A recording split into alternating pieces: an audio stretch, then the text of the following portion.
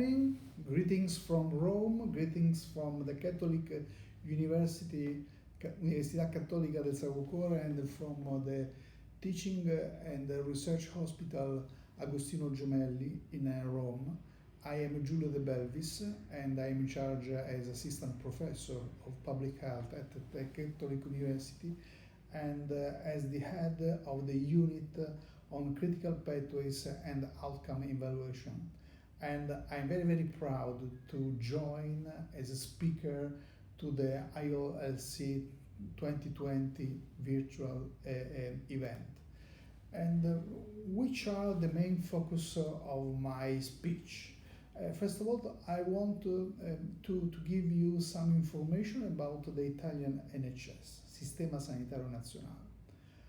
And the other point deals with the Gemelli Teaching and Research Hospital and what is value according to an Italian perspective, and how value is linked with the quality improvement, and which are the tools to improve quality and the role of leadership inside this mechanism. And the last point deals with the challenges and obstacles to improve value in the Italian NHS system. As maybe some of you knows, the Italian NHS, National Health System, Sistema Sanitario Nazionale, has been implemented in 1978, so more than 40 years ago, and it is a typical beverage like a universal healthcare system with a shared responsibility between the central government and the 21 regional governments, with an increasing power in the hands of regions. As you can realize, in our national healthcare service, we have two levels of governance: national, regional, and local. And as for the financing mechanism, let me say that on the head, so this is a per capita financing, we have of each resident, of each citizen, we have about 1,700 euros, okay, a year, to guarantee all the interventions, all the activities on prevention, primary, secondary, and tertiary care. 1,700 euros at the average for each resident.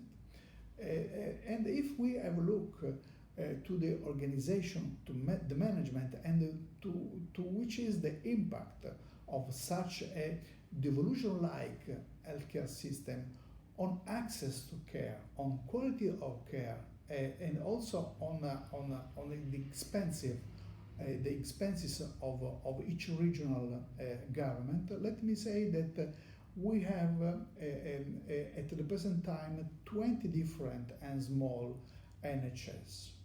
And the devolution process has also an impact on half of this region, which are under the so-called recovery plans, with huge inequalities and the lower quality of care, waiting lists, and so on, and increasing household expenditure. Even if at the average, quality of care, quality of hospital outcomes is relatively good. One of the biggest hospitals in the Italian national health system is Gemelli. Gemelli Teaching Hospital, according to data of our mission statement, ranks as one of the biggest because we have one of the highest volumes in terms of discharged patients, more than 94,000. As for surgical intervention, more than 64,000. As for admissions to our emergency department, more than 83,000. You can imagine also how the COVID epidemic is affecting and is also challenging our organization and our performance as well. And if we go back to the quality improvement and what it does really means according to our perspective, I want to say that as we consider a disruptive innovation in healthcare as something that creates new networks, new organization, and a new set of values, I think that value-based healthcare is a challenging, disruptive innovation in Italy in these last years. What is value? Value has been defined by Porter on 2004, as you can read on these slides, as something that has to be defined in terms of improving outcomes on costs around each customer. And around value, we have also to build up a rewarding system for all the other actors in the system itself. And the value really challenges our healthcare organization and let really skip from the professional perspective to the patient perspective as well. How the Italian National Health Service is striving to improve values. The first point is to ask to each hospital administration to think about, to discuss, and to start with auditing on the outcomes of these hospitals. And all these hospitals are monitored according to a program that is called PNE, Programma Nazionale Esiti. So this is the National Healthcare Outcomes Programs. And each hospital is ranked in each region. And so it is possible to rank the outcomes, and the best way how it is done according to the Italian NHS service inside the Programma Nazionale Esiti is the so-called tree map. A tree map is a rectangle that is divided into 7 rectangles, each rectangle dealing with a branch, a clinical area, cardiosurgery, neurological issue, and so on. And you can see that the colors of this tree map ranges from green, strong green, to red, according to which is the position, how the hospital compares with the most accredited standards and the benchmarks. And one of the way that Gemelli Teaching Hospital is trying to pursue, according to a continuous quality improvement strategy, is according to is to organize care according to critical pathways. This is my personal task since 2013. What is a critical pathway? You all know that there are also synonymous critical paths, care paths, critical pathways, clinical pathways, but they all deal with the structured multidisciplinary care plans that really suggest which are the most important events, the most important evidence-based points that a person with a given health problem has to follow inside and across all the organization of the National Health Service. And our critical pathways system is also based on a monitoring system. We have implemented about 45 critical pathways since 2013, and these clinical outcomes monitoring systems is based on the protocols of the Programma Nazionale Esiti, so according to the outcomes evaluation that are led at the national level, so that we can monitor and we can make audit and feedback in our organization. This is a very, very crucial point in leadership in a healthcare organization, above all in hospital. Why, as you can realize from this slide taken from an article of Fulop on BMJ in 2019, if you are the best ranking American hospital on acute myocardial infarction, green, or if you are the worst, rules, to have or not to have protocols or programs or critical pathways on acute myocardial infarction, so it is not enough. It's very, very important to pursue, to develop, and to implement typical leadership approaches. First one is commitment, is to choose champions in leading teams, is to discuss on data, is to learn from errors, from adverse events. So it's very, very important to implement our critical pathways according to this approach, according to this strategy.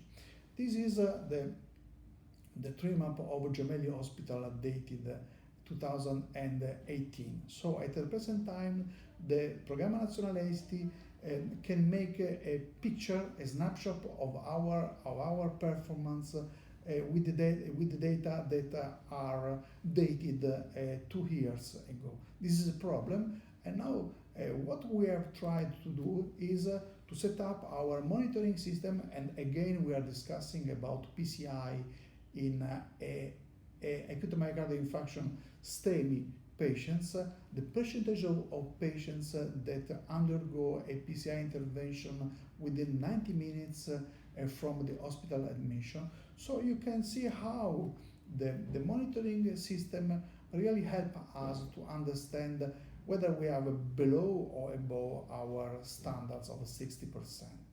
And so after discussing with the clinical teams on this data, it is possible to select the cases, patients treated that are out of the standard. And so in a rather automatic way, we can get our audit and give feedback to the clinical teams, but also to our management board.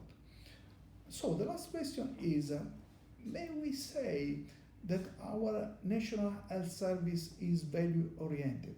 So I focus your attention, I hope to have done so, on a problem that we have a budget financing, a per capita budget financing that is allocated to each local health unit, so to guarantee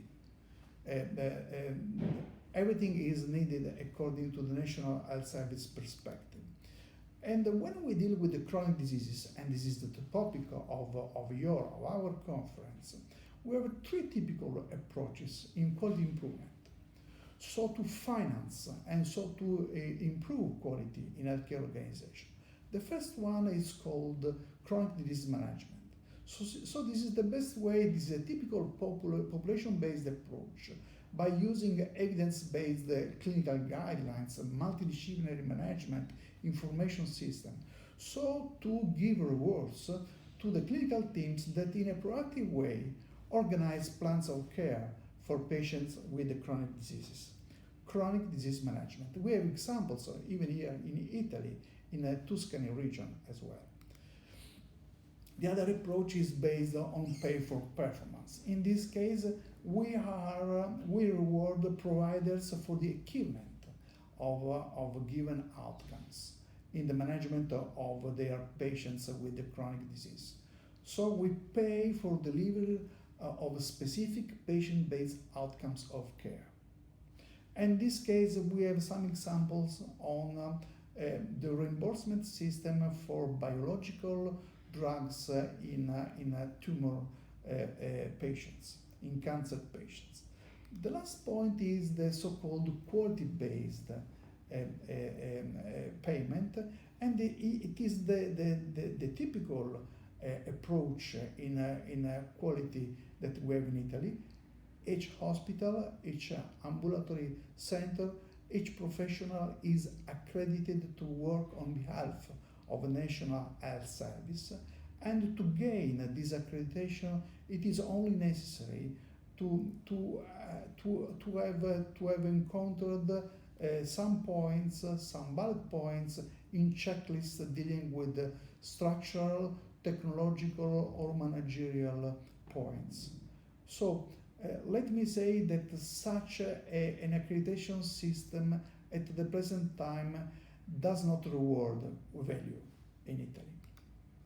And how to improve value in our national health service? I want to give you some examples.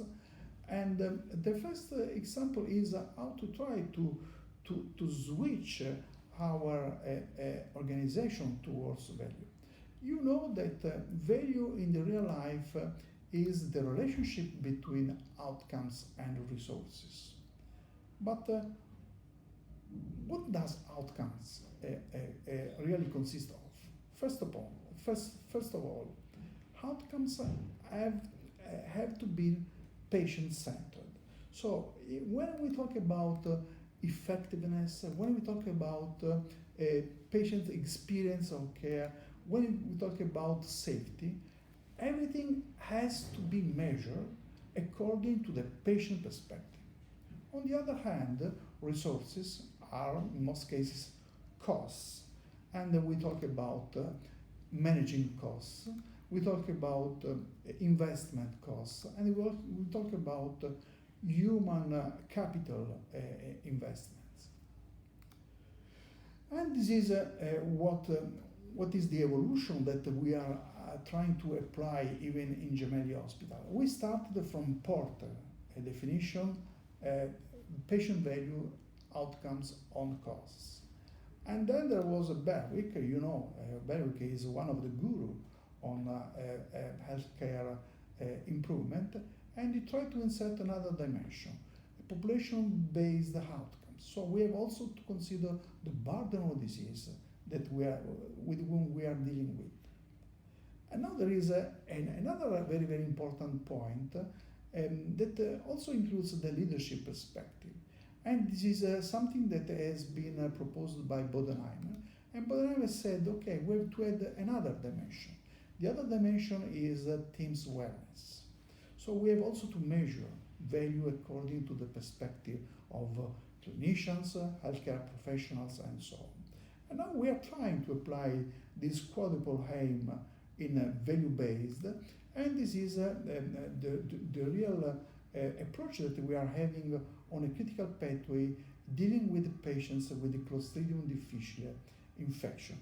You know that this is a mess in a healthcare organization, in hospital organization. So this is the reason why we started with the implementation of a critical pathway, and we tried also to evaluate the impact of such a critical pathway on our patients by comparing 3 KPI pre and post our critical pathway definition implementation. And you can see that we had good results in terms of reduction of length of stay, in terms of a more appropriate destination of patients towards some wards, let me say gastroenterological wards or clinical medicine. And we have also a reduction in the overall inpatient mortality. So good results. But we are also trying to do something more according to the value perspective, according to Bodenheimer's 4 dimensions of value. And this is what we are doing according to a national program that has been financed by the Italian Ministry of Health. So you can see from the left to the right. First one is which are the most important outcomes according to the patient perspectives. Okay, so clinical outcomes, readmissions, complications, and so on. Then we have also something dealing with the patient's experience, PROMs, PREMs, impact on quality of life. Then we have the 4th dimension according to Bodenheimer, which is the impact on the wellness of our clinical teams, that is measured according to the burnout scale, for example. And the last one, resources, so which is the overall impact in terms of cost of the hospitalization cycle and so on. So this is something that we are starting to do with the Clostridium difficile, and we hope to do also on other critical pathways. But which is the real challenge? The real challenge is that if we consider the hospital care, the reimbursement system at the present time is not aligned with the value yet. And so this is what we are trying to obtain at a national level, because value has also to be rewarded as well. So I hope that my intervention would be considered useful for the discussion in your conference. Again, greetings from Rome, again greetings from the Policlinico Universitario Agostino Gemelli, and from Giulio de Belvis as well.